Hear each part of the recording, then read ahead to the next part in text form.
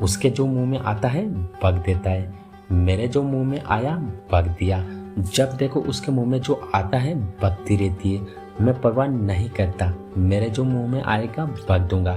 तो गाइस इस तरह के सेंटेंसेस जो कि अक्सर आप लोगों ने अपनी डेली लाइफ में कभी न कभी जरूर सुने होंगे और न जाने कितने ही बार बोला भी होगा इस तरह के सेंटेंसेस।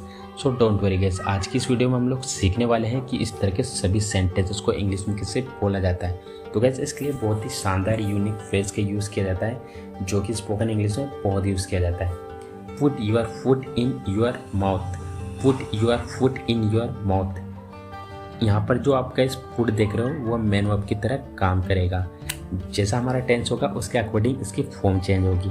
और जो यहाँ पर आप यूर देख रहे हो वो पॉसेसिव एडजेक्टिव यहाँ पर कुछ भी हो सकता है, जैसे कि my, his, her, are, there, its etcetera. तो आइए कुछ एग्जांपल्स लेते हैं ताकि इसे और बेटर तरीके से सीख सके।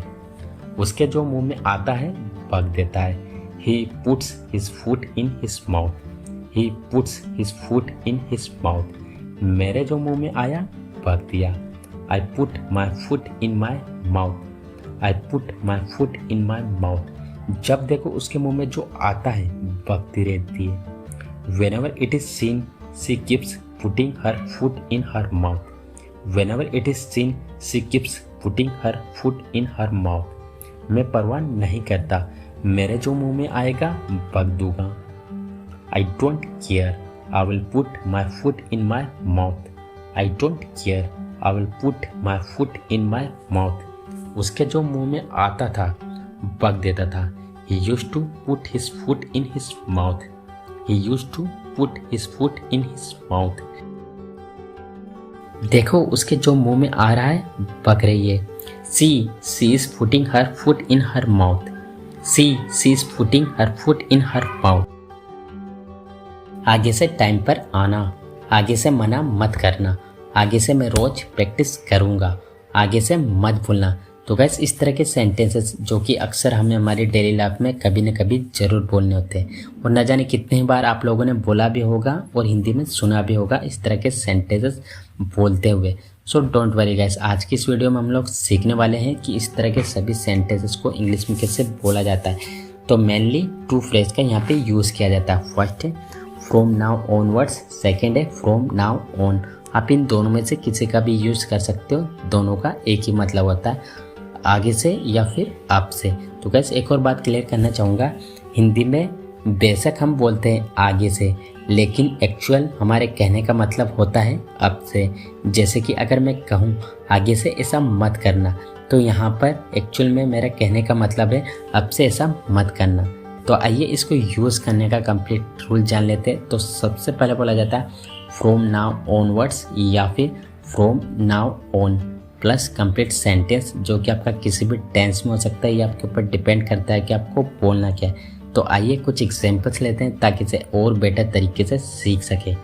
आगे से टाइम पर आना, from onwards come on time, from now onwards come on time. आगे से मना मत करना, from now onwards don't refuse, from now onwards don't refuse. आगे से मैं रोज प्रैक्टिस करूँगा, from now onwards I will practice daily, from now onwards I will practice daily. आगे से मत भूलना, from now onwards don't forget, from now onwards don't forget. आगे से ऐसा नहीं होना चाहिए, from now onwards such should not be done. आगे से ऐसा नहीं करूँगा, from now onwards I will not do such, from now onwards I will not do such. आगे से वहाँ नहीं जाऊँगा, from now onwards I will not go there, from now onwards I will not go there. आगे से तो झूठ नहीं बोलेगा ना, from now onwards you will not tell a lie, will you, from now onwards you will not tell a lie. हम सही सलामत पहुँच गए, मैं तुम्हें सही सलामत देखकर खुश हूँ, खैर सब कुछ सही सलामत है, आशा करता हूँ तुम सही सलामत हो। तो गाइस इस तरह के सेंटेंसेस जो कि हमें हमारी डे टू डे लाइफ में हमें न जाने कितने ही बार इनका यूज़ करना होता है, जिनमें कि हमें बोलना होता है सही सलामत। तो इसके लिए गैस कौन से फ्रेज का यूज़ किया जाता है आइए देखते। तो इसके लिए हम सेफ एंड साउंड का यूज़ करते हैं, जिसका हिंदी मीनिंग होता है सही सलामत या फिर सही सलामती। इन दोनों का एक ही मतलब होता है, एक ही सेंस होता है। तो आइए यहाँ पे कुछ एग्जाम्पल्स ले लेते हैं ताकि इसे और बेटर तरीके से सीख सके। उससे पहले हम इसका कंप्लीट रूल जान लेते हैं। तो सबसे पहले बोला जाता है कंप्लीट सेंटेंस, जो कि आपका किसी भी टेंस में हो सकता है, ये आपके ऊपर डिपेंड करता है कि आपको बोलना क्या है। फिर उसके बाद में safe and sound, safe and sound. तो चलिए यहाँ पे कुछ एग्जांपल्स लेते हैं। हम सही सलामत पहुँच गए, we arrived safe and sound, we arrived safe and sound. मैं तुम्हें सही सलामत देखकर खुश हूँ, I am glad to see you safe and sound, I am glad to see you safe and sound. खैर सब कुछ सही सलामत है, anyway everything is safe and sound, now everything is safe and sound. आशा करता हूँ तुम सही सलामत हो, I hope you are safe and sound, I hope you are safe and sound. तुम्हें अपनी सही सलामती के लिए यह करना चाहिए, you should do this for your safe and sound, you should do this for your safe and sound. अब मैं सही सलामत हूँ, I am safe and sound now, I am safe and sound now. यहाँ पर नाउ को आप आगे भी लिख सकते हो। सीखने की कोई उम्र नहीं होती, पढ़ने की कोई उम्र नहीं होती, पढ़ाई की कोई उम्र नहीं होती, प्यार की कोई उम्र नहीं होती। तो गैस इस तरह के सेंटेंसेस जो कि अक्सर हमें हमारी डेली लाइफ में बहुत बार हमें बोलने होते हैं, और न जाने कितने बार आप लोगों ने इस तरह के सेंटेंसेस हिंदी में बोला होगा और सुना भी होगा।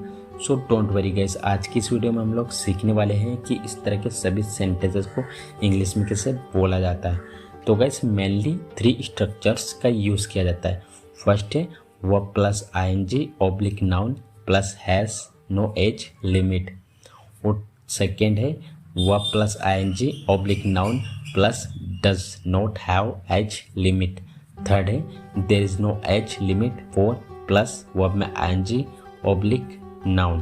तो गैस एक और बात क्लियर करना चाहूँगा, अगर आप किसी काम की मतलब एक्शन की उम्र की बात कर रहे हैं तब आप वर्ब प्लस आईएनजी का यूज़ करें, और अगर आप सिंपली चीज़ की बात कर रहे हैं तो आप नाउन मतलब उस चीज़ का नाम मेंशन करेंगे।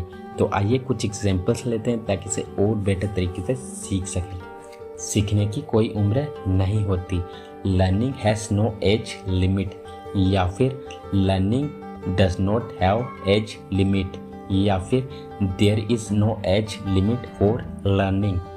पढ़ने की कोई उम्र नहीं होती, studying has no age limit, या फिर studying does not have age limit, या फिर there is no age limit for studying.